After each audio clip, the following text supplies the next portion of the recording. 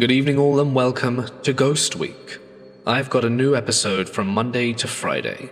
Ghost stories all week. So get comfortable and let the phantoms take control. It was September in central Idaho. Autumn had come to the mountains, and with it, bow hunters looking for mountain goats. My cousin Vern is an avid hunter. He's been all over North America hunting various game, bears in Alaska, wild hogs in Texas, bighorn sheep in Wyoming. But his favorite hunting area was the Lemmy Mountain Range in central Idaho. Our extended family has been hunting in those mountains for generations. We know every river bottom and mountain peak, like many people know their own neighborhoods. Mountain goats are a fascinating animal to hunt. They live well above the tree line in rocky environments, and are sure-footed and can climb near vertical slopes. Hunting these animals requires one to venture into these dangerous areas. You have to be mindful as you pursue an animal like that. One wrong step on a rocky slope, or one loose rock, could mean you're never going home again. Vern was an expert mountain hunter. It's something he was born to do, and he decided to hunt in the Hayden River area of the Lemmis. It's a familiar spot to most locals, and the area is home to plenty of mountain goats. The first mile of his hike was uneventful as he climbed up the canyon. The air was crisp, and his breath formed in great plumes as he progressed. The sun was just peeking over the mountains when Vern came to a small deer trail. He decided it might be a nice shortcut from his usual route, and took it. A few hundred feet up the trail, he saw something odd pop out from behind a tree. It was a man dressed in a light denim coat and jeans who was carrying a small backpack. My cousin stopped for a second to get his bearings, unsure of where the man came from. He waved at him with both arms. One of them was holding an older-style hunting bow. Acknowledging him, Vern waved back. Although the man looked to be physically fine, it was clear he was in emotional distress. He yelled out something my cousin couldn't quite hear, and waved his arm, indicating my cousin should follow him. Vern didn't get any bad vibes from this man, and could tell he was genuinely in need of some help. He began to make his way up the canyon, following this mysterious man. Vern could never gain any ground on the guy. He was always just far enough that he couldn't talk to him. Periodically, the man would stop, turn towards him to make sure Vern was still following, and every time he looked back, Vern could see the concern on his face. My cousin did his best to remain calm and keep a smile, unsure who or what he was being led to. It was peculiar, Vern thought as he hiked. He hadn't seen any other vehicles on his drive up to the trailhead. Perhaps he came in from another ridge. What could he possibly be leading him to? He figured one of his hunting parties had been hurt and needed help. Of course, he wouldn't have had to speculate if the man would have just stopped and spoken to him for 5 minutes. Vern lost sight of the guy just past a turn in the trail. The trail opened up into an incredibly steep, rocky talus slope. He looked in every direction and could not locate the man when he heard a whistle. Looking up, he saw the guy about 500 feet up the rocky slope waving at him. There was no possible way he could have gotten up that far in just the short time Vern lost sight of him. He still didn't feel any fear or wariness about this strange situation, though. The man was waving more frantically now, practically begging Vern to follow him up the slope. With a sigh and a grunt, he started up the rocks. It was going slow. Every other step caused a mini rock slide and would cause him to continually lose his footing. Huffing and puffing on the cool, thin air, my cousin eventually made it to a small landing. It had taken him nearly 45 minutes to get to the spot where he saw the man from below. There was no earthly way anyone could have done that scramble up the hill any faster. Completely exhausted and very out of breath, Vern sat down on the stone landing. He looked around but couldn't see the man anywhere. As he scanned his surroundings, he saw something odd poking out of the boulder 20 feet over from him. Walking to it, he found a weathered boot. 2 boots, actually. Inside these boots and under the boulder as well were bones. Vern looked around once again for the man but never saw him. Instead of feeling eerie or unnerved, Vern felt a sense of relief wash over him. These emotions weren't his own. What he felt seemed to come from all around him. He marked the spot with his GPS and decided to make his way down and call the authorities. The Lemhi County Sheriff's Office responded, and he led them up the canyon to the body. It took 4 grown men to push the boulder out of the way, and when they did, they found the skeletonized remains of a man. On the body they found hunting equipment and some personal effects. From a credit card in the wallet, they were able to identify the man. He was a bow hunter that had gone missing almost exactly 53 years beforehand. Vern never wanted to be identified to the public or the missing hunter's family. He didn't want recognition for something like that. To him, it was just one of those bizarre mountain stories. He was happy that the family got closure, even if it was half a century later. The only thing that bothered him was the man leading him up the canyon with his strange and sudden disappearance. He had mentioned the waving man to the sheriff but was brushed off. When news reports came out announcing the discovery, several photos of the man were published. Vern was absolutely shocked when he saw them. As in the photos, it was the man that had been leading him up the mountain to the body. It finally made sense to him. The man's distressful look, the constant checking if Vern was following him, the sense of relief he felt when the body was discovered. That man was desperate to get home, and through Vern, he was able to be reunited with his family. I was on the last train heading to a friend's house, making my way through the London Underground late at night. It was nearly midnight when the train pulled into Beacon Tree Station, my stop. The platform was eerily quiet, with only the faint hum of the train and the occasional distant echo breaking the silence. As I stepped off the train and began climbing the stairs, a strange sensation washed over me. It felt as though someone were right behind me, their presence almost tangible. I paused for a moment, trying to shake the feeling, but it only grew stronger. With each step, my heart began to race. Unable to ignore it longer, I spun around quickly, and that is when I saw her. Standing a few steps below me was a girl, a ghost. She had no face, and wore a blank, featureless expanse where her features should have been.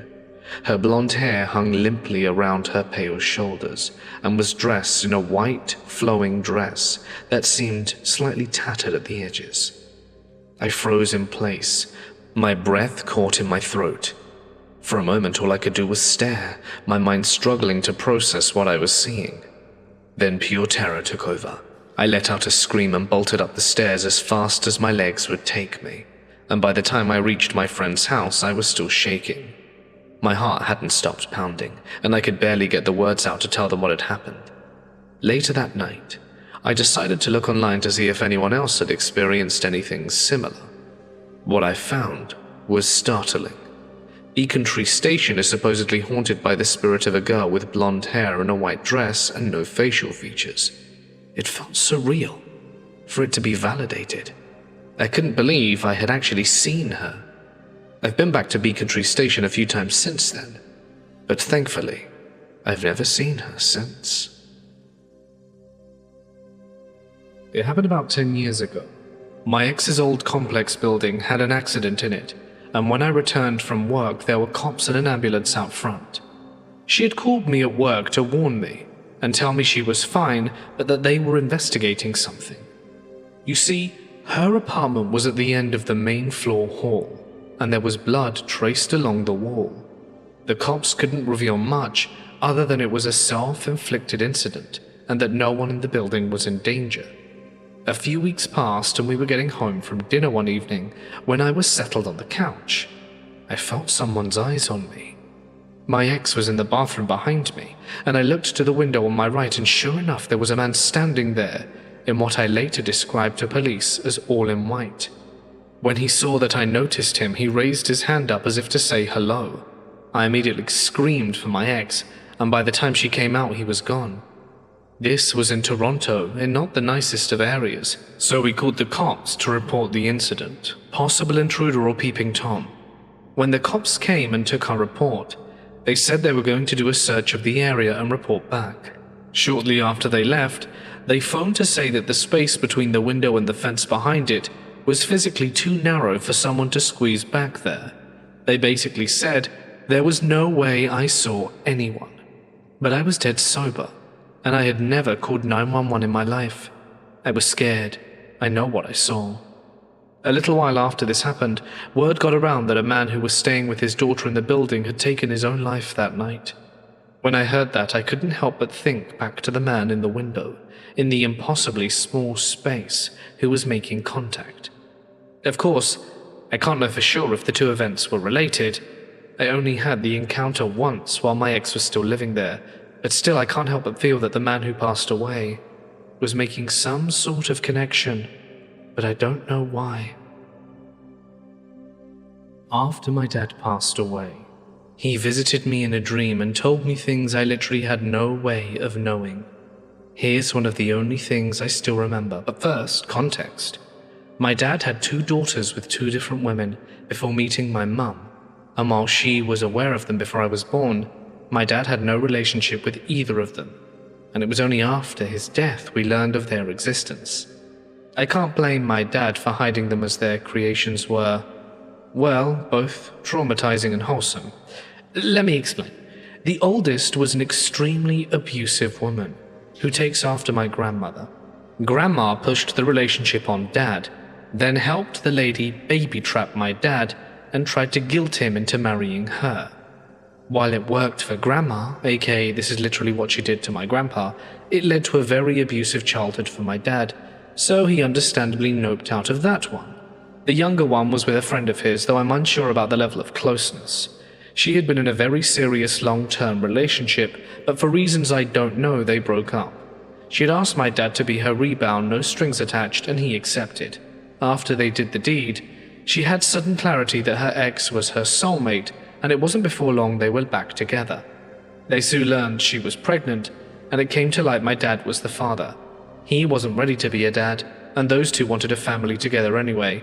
Everyone just kind of agreed to pretend my dad wasn't the father. Okay, yeah, so obviously these aren't things you tell your 10-year-old daughter after he died. Sure, you mentioned the sisters because they might come to the funeral, but you don't explain the situations in which they came to be, nor do you tell them the names of the girls' mothers. There are many things he told me in that dream, and I recounted it all to my mum the next morning. There were lots of details I shouldn't have known, but I did. And these are all things that have been confirmed by multiple people. I don't remember what they were anymore, except for the thing about my sisters, but my mum brings it up all the time.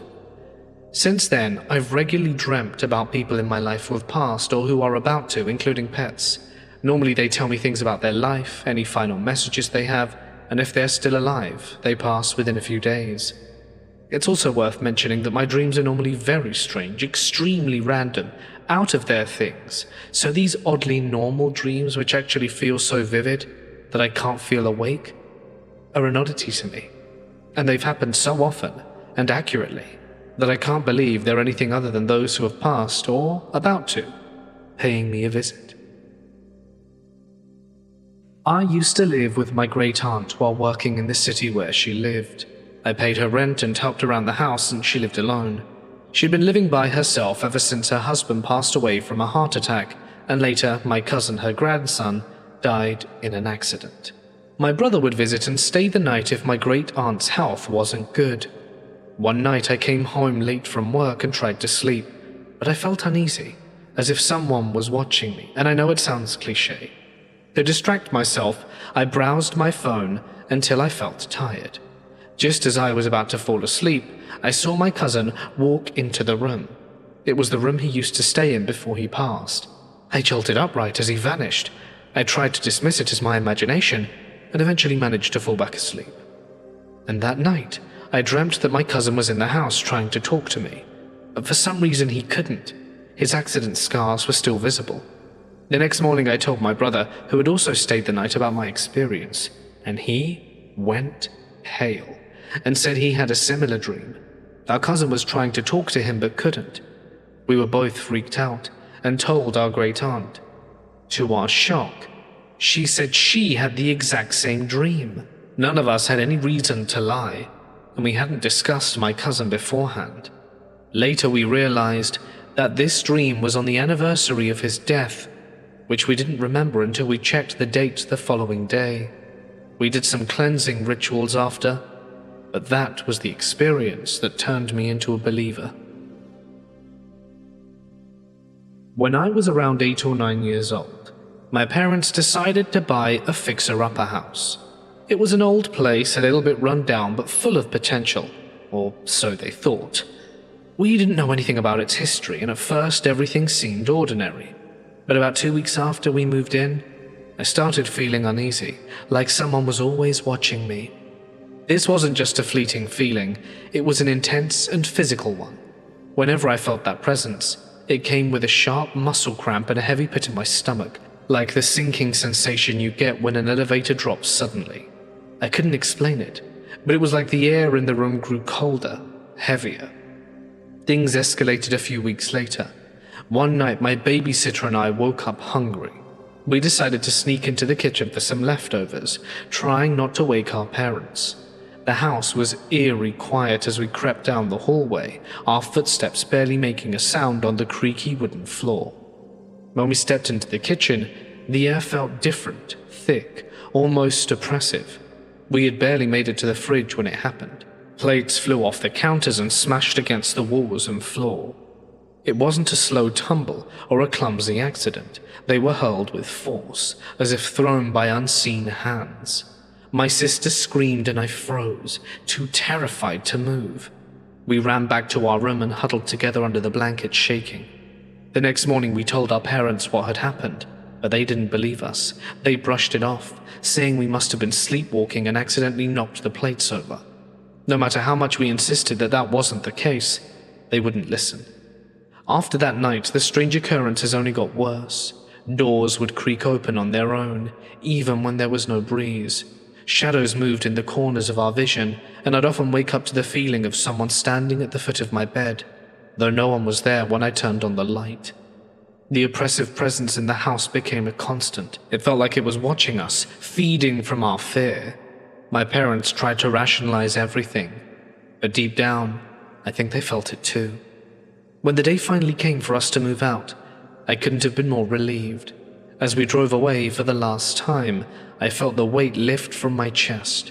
Whatever had haunted that house stayed behind, and I've never felt anything like it since. I have lived in this house for about 8 years, and during that time I've had countless experiences that feel undeniably paranormal. While I've tried to rationalize some of them, others defy explanation and leave me questioning what's really going on here. One of the most unsettling events happened a few years ago. My friend was visiting and we were bored, so we decided to play hide and seek. My house sits on a large property with plenty of nooks and crannies to hide in, making it perfect for the game. My friend volunteered to be the seeker, while my brother and I found hiding spots. I squeezed myself into a cupboard, while my brother hid behind the garage outside. It didn't take long for my friend to find my brother, and together they started searching for me. At one point, they noticed a shadow moving in the laundry room and assumed it had to be me. My friend approached the laundry door and reached for the handle, but as he tried to open it, he felt a strong force pushing back against him, preventing the door from being opened. What made it even stranger was that all the doors leading outside were closed, and the laundry room doesn't have any windows. We were home alone, and there was no one else in the house who could have been responsible. When they finally managed to open the door, the room was empty. That wasn't the only strange thing about living in this house. There's always an uncomfortable atmosphere, especially in certain rooms, even with the windows open. The air feels heavy, almost suffocating. I sweat excessively here, even in the middle of winter, which doesn't happen anywhere else. And there are the sounds, voices murmuring just out of earshot, like someone having a conversation in the next room. Loud banging noises echoing throughout the house at random times. These noises seem to come from nowhere, and happen even when I'm alone. One of the most disturbing experiences happened when I was younger. I was in bed late at night around midnight, and the rest of my family was fast asleep. Out of nowhere, I started hearing loud thuds and what sounds like drilling noises coming from beneath my bed. My heart was racing as I worked up the courage to look under the bed. When I checked, there was nothing there. My room is on the second floor, so the sound couldn't have been coming from beneath the floorboards either. I thought maybe it was coming from downstairs, but there was nothing unusual when I checked the next day. Another strange thing is waking up with an unexplained mark on my body, usually my stomach. They aren't deep or painful, but I can't figure out how they got there. At first, I thought they might be from the way I was sleeping, but it keeps happening, even when I make sure to lie comfortably. I can't shake the feeling that something or someone unseen is sharing this space with me. I don't know if these spirits or entities are friendly, neutral, or something else entirely. I've considered recording an investigation, but I don't know where to start. If anyone has any advice or what to do, whether it's understanding the spirit's intentions or trying to figure out how to deal with them, I'd appreciate any help. Should I try to communicate with them? Or will it only make things worse? I was living at my mum's house with her, my dog, my sister, and my youngest son, who wasn't even walking yet. The house was a 3-level home, and from the moment I moved in, there was an unsettling vibe. Strange things would happen regularly, and there was a constant oppressive feeling of being watched, especially when you were in the house alone or on one of the floors by yourself. It started subtly. I'd hear footsteps outside my bedroom door, slow and deliberate, even when I knew no one was home. Once, while sitting alone in my room, I felt the distinct sensation of someone lightly touching the back of my head. It wasn't imagined. It was real enough to send chills down my spine. The experiences weren't isolated to me. My sister once told me that she had stayed in my room while I was away at college and had the most horrifying encounter. She said she was assaulted by an unseen entity and described hearing it whisper in her ear saying, "Yeasty infection." To this day, I have no idea what it meant or if it was somehow referencing a yeast infection she may have had. It was so bizarre and disturbing that it became one of the strangest moments tied to that house. But my scariest experience happened in the upstairs bathroom. My mum had just finished showering and I went in after her. The mirror was still fogged up from the steam, but there was something written on it. The words, "Help me," were scrawled across the glass in large, clear letters. My heart dropped. I froze for a moment, staring at the words before panic set in. I rushed out of the bathroom, tears streaming down my face, and confronted my mum. "Did you write that on the mirror?" I asked her, almost pleading for a rational explanation. She looked genuinely confused and swore she hadn't. I couldn't shake the eerie feeling, and for years, it haunted me. 3 years later, I brought it up again, hoping maybe she'd confess to playing some kind of prank. But her answer remained the same. She hadn't written it. The bathroom mirror wasn't the only odd occurrence. On several occasions, we found dirty, baby-sized handprints on the same mirror. At first, my mum assumed I had placed my son's hands on the mirror while playing, but I knew I hadn't. My son couldn't even walk yet, let alone reach up to leave those prints. Years later, my mum admitted she'd also seen similar handprints on other surfaces, like the dining room table. She never had an explanation, but made us both wonder what kind of presence we had been living with at that house. Several years ago, I had a strange and unsettling experience that still lingers in my mind. It was a warm evening, and I was on the second-floor balcony with my cousin, just chatting and relaxing. We were in the middle of a casual conversation when out of nowhere, we both heard a loud, raspy male voice scream. It wasn't just a faint sound. It was as if the sound was coming from right between us, hovering in the air, close enough that we could feel the tension of its presence. The voice itself had this unnatural, guttural quality to it, like something wasn't quite right. It was sharp and abrasive and sent immediate chills down our spines. Without missing a beat, we both turned to look at each other, eyes wide with shock. The realization dawned on us almost instantly. The sound hadn't come from any of our nearby neighbors. There were no speakers or devices that could have caused it, and no other logical explanation we could grasp. It was just there, something that didn't belong, something that neither of us could understand.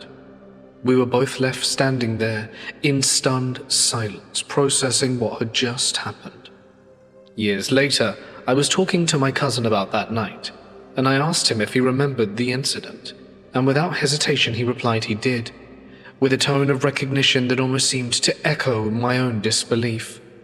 When I asked him if he could explain it, he went quiet for a moment, and then, almost uncomfortably, admitted he didn't want to discuss it further. But he confirmed without a doubt that it had happened exactly as I remembered it, with the same eerie voice and same lingering tension between us. This left me wondering, could there be any reason other than a mere prank to spook us for a laugh?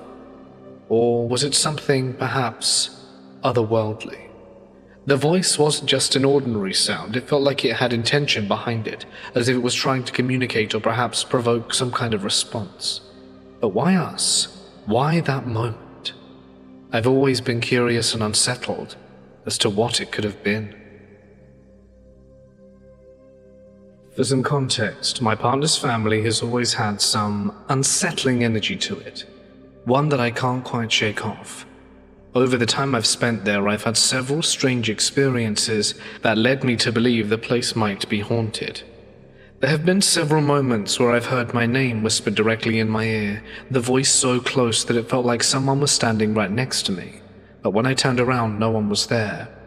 I've also seen dark, shadowy figures, often in the corner of my vision, that appeared too detailed and too real to be mere tricks of the light. At times it feels like I'm being watched, and the sensation can range from something that makes me feel anxious and on edge to something oddly comforting and almost protective. It's like there's a presence that's been there for a long time, one that's aware of me. Recently, my partner has been experiencing some very strange occurrences themselves. This week they've been waking up at odd hours of the night, 2, 3, and 5 a.m., which is completely out of character for them. They're typically a super deep sleeper, so this sudden pattern of waking up at these exact times feels like something more than a coincidence. Last night, however, things escalated. They woke up to the sound of their bedroom door opening. This door has always been a bit sticky, so it makes a distinct creaking sound when it moves. At first, they thought it was their stepfather coming into the room, but when they look up, they saw someone standing in the doorway. An older man wearing a white shirt and blue jeans. The figure was blurry enough that they couldn't make out his face, but the outline was clear enough to give them the impression of a man entering the room. The door creaked as it closed behind him, and in that moment my partner felt a sense of confusion, thinking it was their stepfather. But then things took a bizarre turn. The older man didn't just stand there, he moved in an odd, almost unnatural way. He walked through the walls into the adjacent bedroom, their sister's room, and as he passed through the wall, the figure seemed to almost vaporize, disappearing into thin air, as if he wasn't entirely solid. It was like watching someone fade into the ether. Naturally, my partner's instinct was to check their phone, so they grabbed to turn on the flashlight, but when they looked around, there was nothing. The room was empty. The door was closed just as it had been before. The feeling of cold dread lingered, and they were left wondering if they had actually seen something, or if it was just a trick of the mind. While I'm less inclined to jump straight to the idea of sleep paralysis, or a sleep-related hallucination because my partner was moving around while this was happening, it's hard to ignore the feeling that something unexplainable was going on. Sleep paralysis typically involves being unable to move, but my partner was fully mobile during the experience, and the vividness of the figure they saw was different from what I've heard others describe when it comes to sleep paralysis demons. This felt more physical, more real. I'm curious to think what others can make of this. This happened to me about 15 years ago just outside of Vancouver, British Columbia. I was out eating dinner with my father and his friend, a casual night with good conversation. After dinner, we decided to head back to my father's house. We had parked in 2 different spots at the restaurant, so my father drove his car and I ended up riding with his friend. I was fine when we left, feeling normal and relaxed after a nice meal. But things quickly took a strange turn. About halfway home, I suddenly began to feel awful. It came on so fast and out of nowhere. One minute I was perfectly fine, and the next I was overwhelmed with a sense of nausea and dread. I didn't have any time to process what was happening before I told my father's friend to pull over. I quickly got out the car, stumbled to the side and puked. But then, just as suddenly as it came on, it was gone. The feeling of sickness and dread abated, like nothing had happened. It was bizarre. There was no lingering discomfort, no aftertaste of what had caused it. I felt fine again. Like it was a strange, fleeting moment that had never existed. We continued on our way, reaching my father's house shortly after. His property was on a steep, sloped mountainside, so his driveway was really steep. Twisting upwards as we pulled up the drive, something happened that I'll never forget. My father's friend slammed on the brakes, his eyes wide with fear, and I could feel my heart rate spike in response. In the headlights right in front of us was what looked like a woman. I couldn't see her face, but I could see her long hair cascading down to her knees, floating all around. She was wearing a white dress with frills, but there was something deeply unsettling about her. She had no feet. She was floating, gliding about a foot or so above the ground, moving from right to left, as if she were drifting by us. Whatever it was appeared solid enough to be highlighted by the car's headlights, but I couldn't make out any real detail. No face, just long hair and that eerily flowing dress. It passed by quickly, almost as if it was in a rush to disappear, and both of us were frozen in shock. Neither of us said anything for a moment. The air felt heavy, and the night suddenly seemed much darker. My father's friend was visibly shaken, and I didn't know what to think.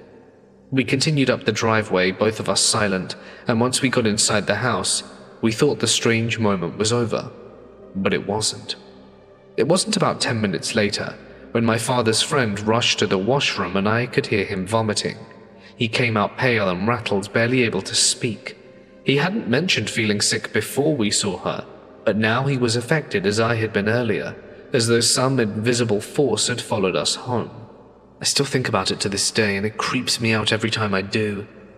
What did we see? Was it a spirit, an apparition? I've tried looking up similar experiences, but nothing quite matches what we encountered that night. A floating woman in the white dress with no feet. She was real enough to be caught in the car's headlights. But what was she? And why does she seem to affect us in such a profound way, even after we'd driven past her? Has anyone ever experienced anything like this? I'd love an explanation, as it still haunts me. It was my first place, a small studio apartment that I had just moved into. The place was simple, sparsely furnished with just the basics, a couch, TV, and one of those old 90s halogen floor lamps with a dimmer switch. It was cozy, and I had been spending a lot of time there getting settled in and enjoying the solitude. The apartment felt quite peaceful, until that night. I was sitting on the couch just minding my own business. The TV was off, and the only sound was the hum of the apartment building's air conditioning in the distance. It was one of those moments where you're completely alone, with no distractions, just the faint buzz of the world around you. I was probably scrolling on my phone when the halogen floor lamp, the one I had barely touched since moving in, began to flicker. It was like the bulb had a mind of its own, and without warning, the brightness on the lamp shot up to the highest setting, blindingly bright, like someone had cranked the dimmer switch all the way up. I froze. It was so sudden and so loud that it almost felt like the light itself had a presence, like it was trying to get my attention. But that wasn't the worst part. At the exact moment the light hit its blinding peak, I heard it, a deep, bellowing laugh. It wasn't just any laugh, it was a voice, a woman's voice, loud and forceful, as though someone was standing right there in the room with me. The laugh was so clear, so real, that it sent a cold wave of dread through my chest. It didn't echo or fade. It was crisp and unmistakable, like it had come from the air itself. I felt it in my bones, the way it seemed to fill the entire room, pressing in on me. The laugh wasn't warm or inviting. It was sinister, like something mocking me, like it had been waiting to make its presence known. I sat there frozen for what felt like an eternity. The laugh lingered for a moment before it stopped abruptly, leaving only the deafening silence in its wake.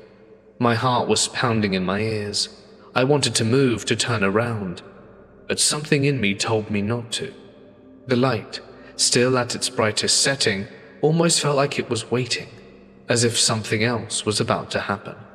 I glanced around the room, my eyes darting to every corner, looking for any explanation, but there was nothing. No one was there. The door was locked. The windows were closed. I was completely alone. The laugh didn't make sense. It didn't belong. I quickly stood up, my legs shaky, and I rushed over to the lamp as if turning it off could somehow reset whatever had just happened. My hand hovered over the dimmer switch with a quick twist. The light flickered back down to normal, a soft glow. The apartment felt heavier, colder, like something had shifted in the air. I stood there for a while staring at the lamp, as if waiting for something else to happen. But nothing did. I didn't sleep much that night. All small noises made me jump, and I couldn't shake the feeling that I wasn't really alone. The laugh, the sudden burst of light, it all felt like a warning, like something had just been trying to remind me that I was in its space and not the other way around. Maybe it was just my imagination playing tricks on me. Or perhaps something else entirely. I moved out not long after, but every time I think about it, that laugh echoes in my mind. Lately, I've been seeing a shadow from the corner of my eye, but I didn't think much of it at first. I figured it was just sleep deprivation, maybe my mind's playing tricks on me. But today, something happened that made me stop and really think about it. I was having a discussion with my two brothers, just talking and catching up, when I happened to glance over into the kitchen. In that moment I saw it, a shadow human-sized, darting across the kitchen. It was fast, almost too quick to make sense, but it was there. I was genuinely surprised, and without thinking I asked my brother, "Did you see that?" He turned to look at me, his expression matching mine, shock. He confirmed that he had seen something too, but only like in his peripheral vision, like I had in the past. I, on the other hand, had seen it clearly in full view, and that was the thing that really threw me off. What made it even stranger was that no one was in the kitchen at the time. If it had been anyone, we would have heard them, especially since the kitchen is right by the living room where we were talking. The kitchen was completely empty. My other brother didn't see anything at all and suggested it might have been a bug or something else, but that didn't make any sense to me. It couldn't have been anyone else, and I knew it. I know this might sound like a minor thing, maybe even a little silly, but it was enough to make me stop and wonder. It's not a big dramatic story, just a moment that left me with more questions than answers, and I'll probably forget about it eventually, but for now, it's just one of those strange things I needed to get off my chest. I live in a townhouse, and my neighbor practices voodoo. Last summer, I had an experience that I can't explain. Let me take you back. It was just a typical afternoon, and she was sitting across the street on the curb, watching her two kids play in the street. I went outside to take the trash. My townhouse has two doors, the first a storm door, and the second the main door to the house. As I opened my storm door, something strange occurred. I was looking over at them, and I could see her house. Her door across the street opened by itself. It moved slowly, not with the wind, but as if it were being gently pulled. The door opened all the way, and then after a brief pause, it slowly shut again. I stood there for a moment, trying to figure out what had just happened. I looked over at her, expecting her to notice, but she was still sitting on the curb, completely unaware. She didn't even look up. There was no reaction from her. That's when I felt it. I couldn't see anything, but there was a presence beside me. It was as if someone was standing right next to me, but when I looked, there was nothing there. I couldn't explain it, but I could feel it. The feeling wasn't threatening, just there. It stayed for about 30 seconds, maybe a little more, before it vanished. It wasn't sudden. It just faded, and the sensation of being watched disappeared.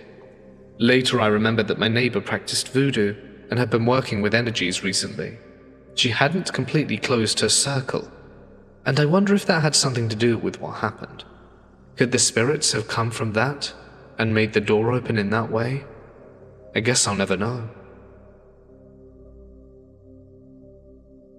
Back in 1982, my family had just moved to California from New York. My dad was very close friends with William Peter Blatty, the author of The Exorcist. As a kid, I spent a lot of time at Bill's house, a fascinating and slightly eerie place given his work.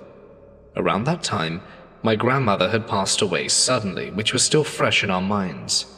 One evening, we were visiting Bill's house, and he and my dad were upstairs in Bill's office experimenting with some audio equipment. Bill had a setup for recording EVPs, essentially capturing potential spirit voices. I didn't think much of it at the time. I was 12 and more interested in playing a video game in another room. Then, out of nowhere, I heard a strange, almost otherworldly voice coming through the speakers.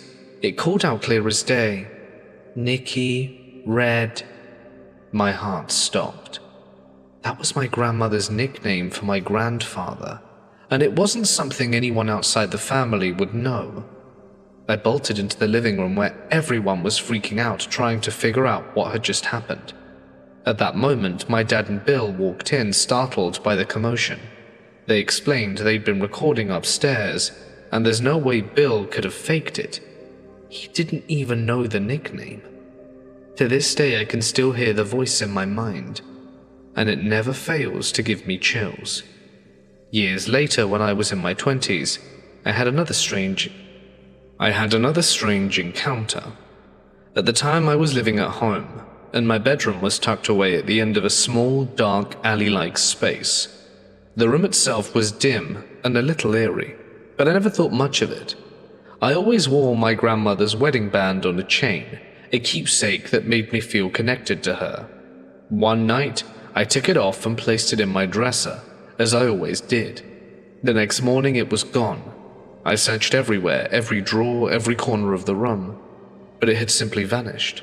I was devastated, thinking I had somehow lost it forever. Then, about a week later, it reappeared. I walked into my room and there it was, sitting right on top of my TV in plain sight. I asked everyone in the house if they had moved it, but no one had touched it. It was baffling, but I was relieved to have it back. Not long after, something even stranger happened.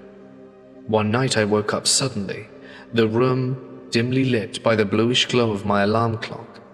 Sitting at the edge of my bed was a man quietly watching me. He wasn't solid, more like a faint silhouette, but I could make out enough detail to see he was wearing a suit, something that seemed straight out of the 1940s. I jolted upright, and just like that, he was gone. I tried to convince myself it was just a vivid dream, but then it happened again a few days later. This time I woke up, sat up abruptly, and saw him again. He looked at me for a moment before slowly fading away, like smoke dissolving into the air. Oddly enough, I wasn't scared. He didn't feel threatening, more like he was simply curious. Maybe he was tied to that room, or perhaps drawn to me in some way. But I never did see him again after that. I sometimes wonder what he witnessed while I lived there. Those were my wild, carefree years after all. I've had several unsettling experiences while growing up in my father's home, but this one stands out, even more than the time I actually saw a spirit. My parents had split up, so my brother and I would travel to my dad's farm on the weekends. I was 11 at the time, and I spent most of my weekends cleaning, doing laundry, and helping my dad with household chores, especially since he spent a lot of time working in the fields during the summer. One afternoon, my dad and brother had left the house for a while. I had just finished cleaning the bathroom and was sitting on my bed folding laundry. My back was to the doorway and everything seemed normal. Then out of nowhere, a deep sense of fear washed over me. It was so intense it froze me in place. I felt as if someone was standing directly behind me, and the hairs on the back of my neck stood up, and I could hear in my head, "Do not turn around, do not turn around." I couldn't move, I couldn't speak. I was paralyzed with fear for what felt like at least 2 minutes. It was as though whatever was standing behind me was urging me not to turn around, and I was doing everything I could to resist the overwhelming urge to look. Then, just as suddenly as the feeling had come, it vanished. It felt like whatever was behind me had given up. Perhaps because I had refused to look. But before I could even process what had just happened, I heard a long, loud, scraping sound coming from the bathroom. It took me a minute to gather enough courage to check it out. The bathroom was right next to my bedroom, so to get out of the room I had to pass it. My heart was pounding in my chest, but I forced myself to walk past the bathroom door, my eyes nervously flicking towards it. When I stepped into the bathroom, my blood ran cold. My dad's shaving cream, which had been neatly placed on the counter just moments before, was now dragged halfway off the edge. It was hanging precariously, half on the counter, half dangling off the side like someone had pulled it. I had just cleaned the bathroom and made sure everything on the counter was lined up against the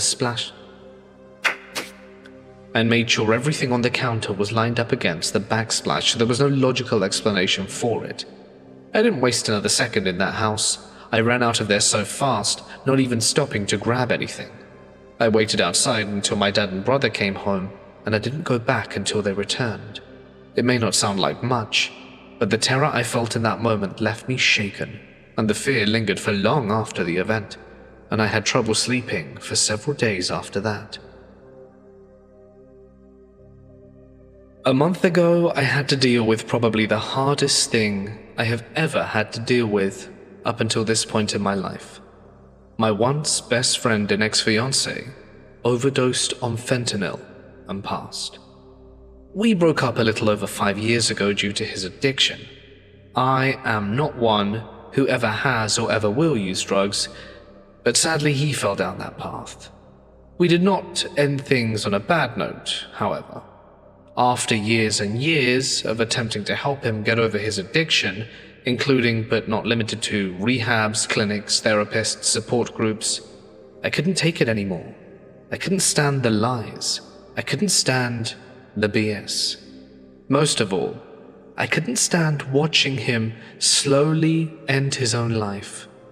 It was his addiction that really helped me understand the famous saying, if you truly love someone, sometimes you have to let them go. This is exactly what happened. I was afraid I was enabling him by saying if things didn't change, I would have to end things and not act on it. Right before we broke up, I gave him an ultimatum, which was to either make a real effort to change by leaving his triggers behind and work towards bettering himself emotionally, mentally, physically, and professionally, which I would support, or respect that this was not the life I wanted and it was time we end things. He gave me the most honest answer any addict could give, which was, I want to change, but I can't promise you I can. And I understand where you're coming from and I will respect your wishes. As hard as it was to end things, we did. At the time, I was living 100 miles away from him because I was in college, and though he had a lot of his property in my apartment, he stayed with his parents because he had a bar job near their home, which was really where he would get the drugs. He drove down to have this conversation, but it was after midnight when he arrived. I asked him to take his cat home, gave him my ring, and said I would pack up his stuff and arrange for him to come and pick it up. He agreed. We cuddled for about half an hour and talked a bit. Then he grabbed his cat and left. One of the last things I told him before he left was to never let me get the call that he had died. He laughed and told me that would never happen. After that, I never saw him again.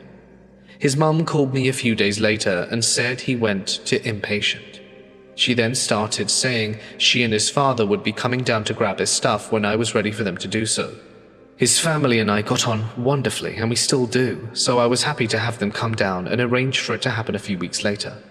When they came down, I helped them move his items out. As I was loading their truck, his mum and I were talking, and she thanked me for everything, as well as reiterating that she did not blame me one bit for leaving.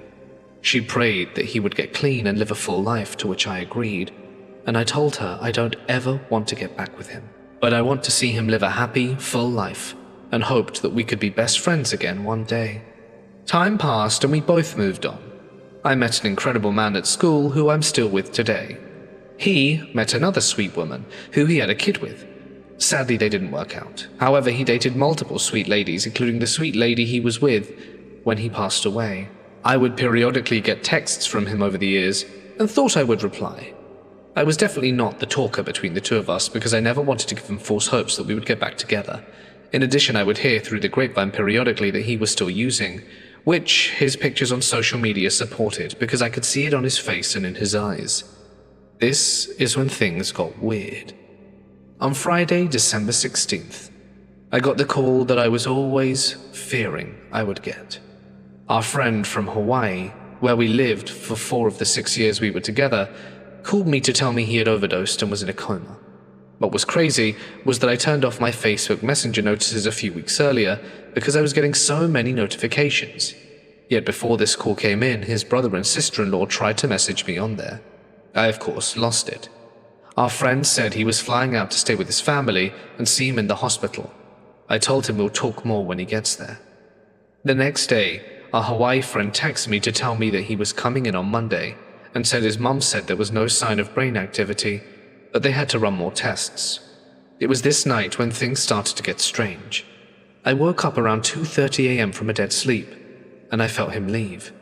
It was a feeling I've never felt before, and I knew right then and there that he was gone. I knew he wasn't coming back. The next day I called a few other people who we knew in Hawaii that did not know what had happened to tell him that he was in a coma and that we were not sure if he was going to make it. As I was talking to one of our other mutual friends, I suddenly felt that I was about to get a call that he was officially dead. And within 2 to 3 minutes, I had another call come in. It was my ex's brother-in-law. I answered and said, "Is this that call?" And he mumbled, "Yeah, I'm so sorry, sweetheart." "Okay, thank you. Love you, bro." He told me he loved me too, and we hung up. That night, I woke up at 3:30 from a dead sleep and heard his laugh, clear as day, in the living room.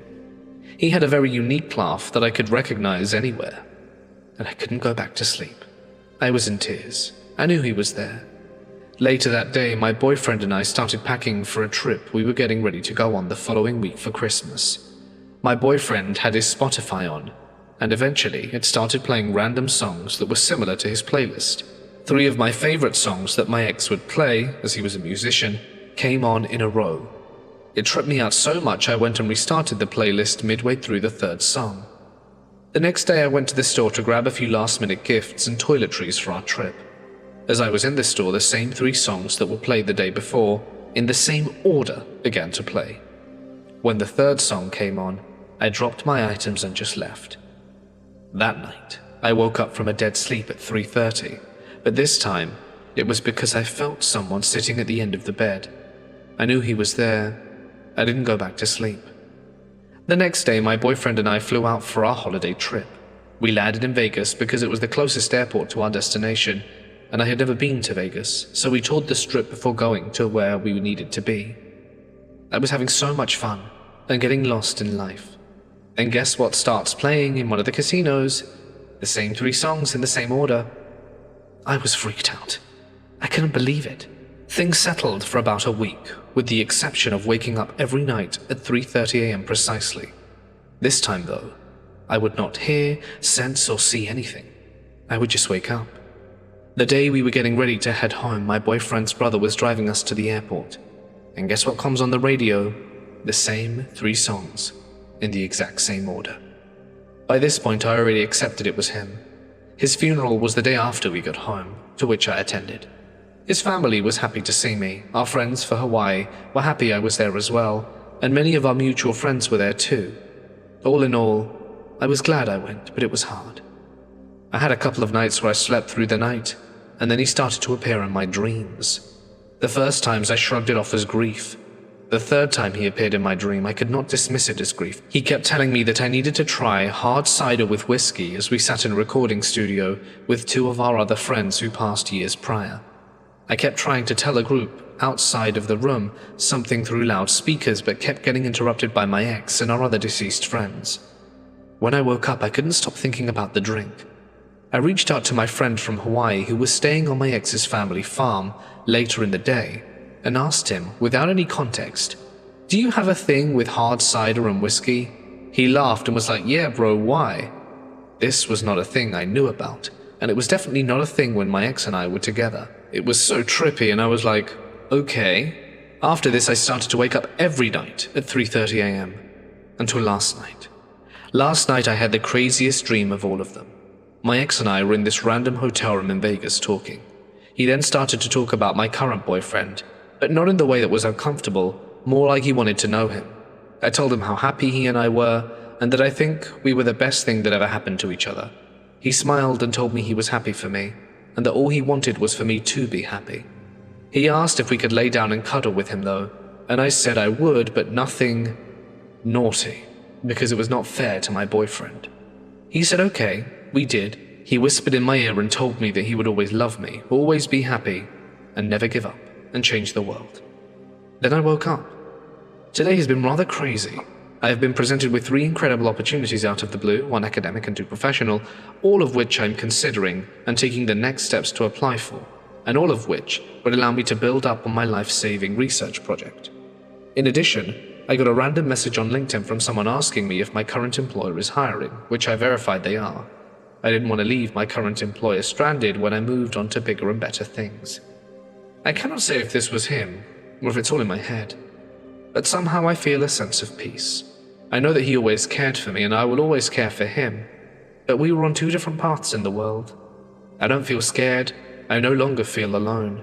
I have my best friend back, I have part of my old group back.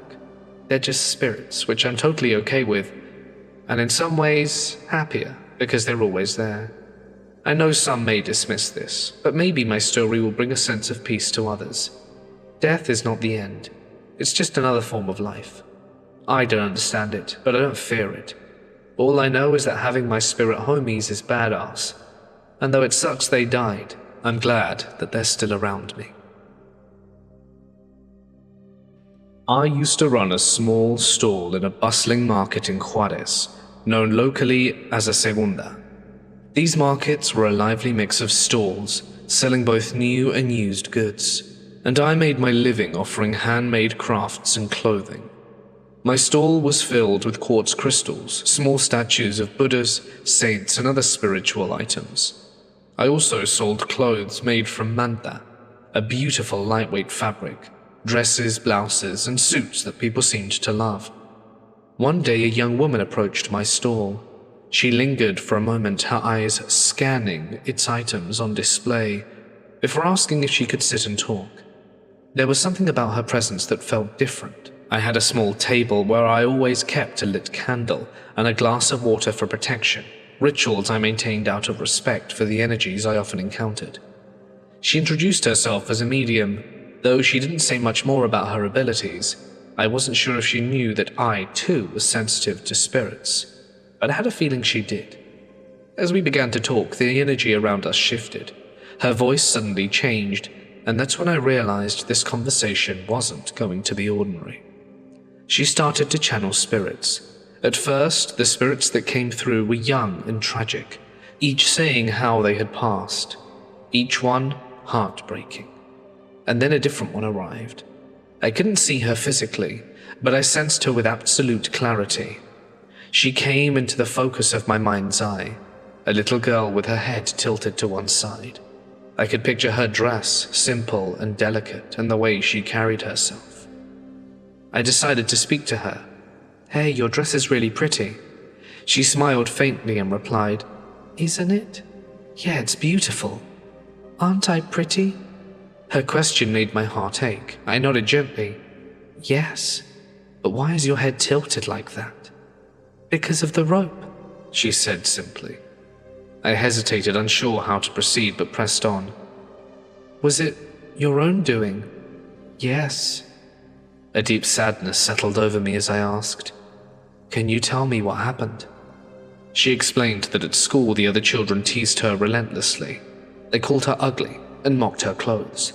The constant bullying had left her feeling worthless and hopeless. Her words were filled with the kind of sorrow that no child should ever experience. I tried to comfort her as best I could. "Have a candle and a glass of water. Please take them with you on your journey, and go to your mum. Give her a kiss and ask her for forgiveness." "But I don't know where I am. I can't see my own finger. It's too dark. At the last moment of my life, I have to relive it over and over." I swallowed the lump in my throat and asked, "When will you be able to go?" "Not until the day I was supposed to die." My heart broke for her. I wanted to help, to offer some kind of solace. "What's your name? I'll pray for you." She spoke her name, but the voice was no longer hers. It was deep, cold, and unnatural, carrying a darkness that seemed to fill the air. "Marta." The sound sent shivers down my spine.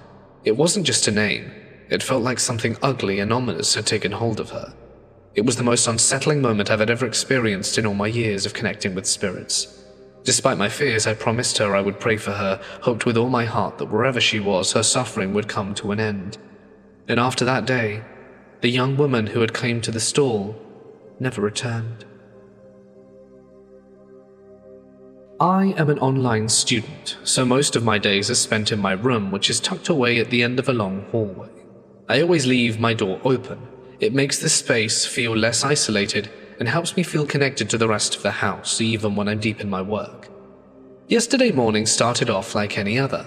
I was sitting on my desk, focused on an assignment, when my dog, as usual, came bounding up the stairs to see me.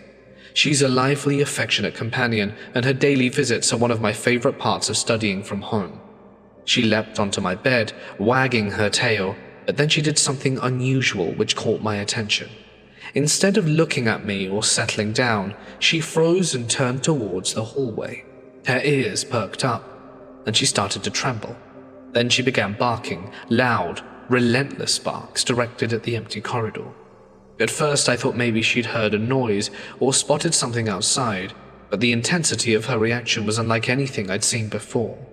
Normally, if she gets startled, I can calm her down by speaking to her or redirecting her attention. But this time nothing worked. Her eyes stayed locked on the hallway, and she wouldn't even glance in my direction. I tried to reassure her, but her barking only grew more frantic. It was just the two of us at home, so I decided to check the hallway myself. I stood in the doorway and scanned the space, expecting to find something, maybe a shadow, a strange light, or even an object out of place. But it was just the same dark, empty stretch of hallway, as always, silent and still. Her barking continued for nearly an hour, echoing through the house and sending chills down my spine. The only thing that finally snapped her out of it was when my grandmother arrived. Even then, she stayed close to me, her body tense, her eyes darting nervously towards the hallway. She wouldn't leave my room, and it was clear she was still unsettled by whatever had spooked her. What made this experience even more unsettling is the fact that my family and I have a history of ghost hunting. It's something we've done together over the years, always taking precautions to protect ourselves. Before and after every investigation, we set boundaries, making it clear that nothing is allowed to attach to us or follow us home. We even sage the house as an extra layer of protection. However, it's been quite a while since we last saged the house. I can't help but wonder if something might have slipped through the cracks. Maybe whatever my dog sensed had been lingering unnoticed until now. Animals are known to pick up on things human can't, and her reaction felt too intense to ignore. Now I'm considering whether it's time to sage the house again to ensure that our space is clear and safe. Whether my dog was reacting to something supernatural or just something beyond my understanding. The experience left me unsettled. Whatever it was, I'm grateful for her sharp instincts and her unwavering determination to protect me from the unseen. I've had many ghost experiences, but I was told from a young age that I shouldn't fear them, for they were once flesh and blood like us. Once it happened when we all went to bed. I remember it clearly because my sisters experienced it with me. We're triplets, and at the time, we'd newly moved back into our childhood home after leaving Dad behind. So, we had just about nothing except for important items. One bunk bed and a bed on the ground, and we decided to switch from our normal beds. That night I slept on the bed on the ground and remembered the room being completely dark.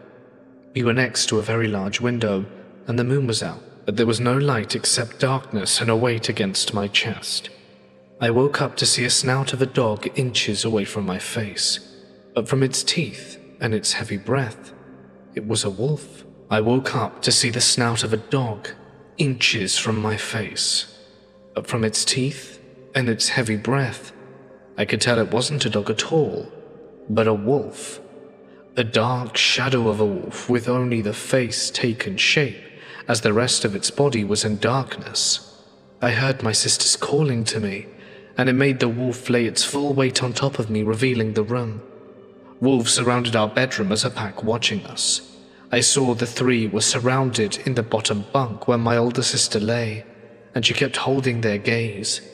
My younger sister on the top bunk had two wolves lying her down, and she couldn't move. None of them could. We called for my mother, who was next door, but Mum never woke because she couldn't hear us. I know for a fact if Mum heard one peep from either me or my sisters that sounded like a cry, she'd be busting the door down. But this was something that wanted to be acknowledged.